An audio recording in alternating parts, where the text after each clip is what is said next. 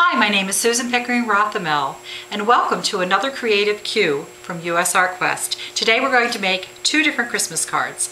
This one is made with a stamp that you paint in the whole image, and this one is made from the same stamp, but we're going to cut it apart so that I can make multiples. This one is when you have 2 or 3 good friends you want to send something to, and this one's when you have 300 friends you have to send cards to. So we're going to make this card first because it's the easiest card to do, and I'm going to use this rubber stamp, which is a large stamp that fits on an A2. And you simply stamp with an ink pad and emboss, and that's what you can see here, and I've done it on black paper.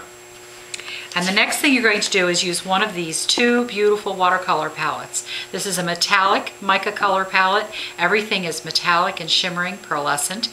And this one is interference, and all of the colors are spectacular on dark colors.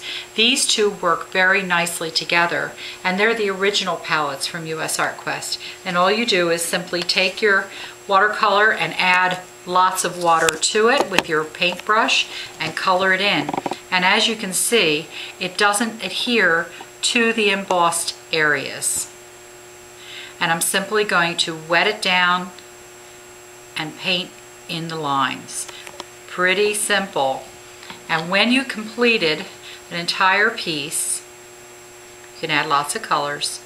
You cut around the edge, and when you've cut around the edge, you mount it onto dark cardstock and a gold cardstock, and you can see it's a very, very pretty Christmas card that you'll be able to send to all your friends. Taking that same technique, we're going to change it up a little bit and stamp instead onto a different background.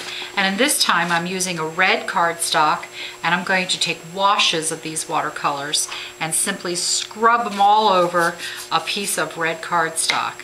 And I might use like the interference red from this one and the gold and lots of different colors and make the washes. And when this dries, it will look like this.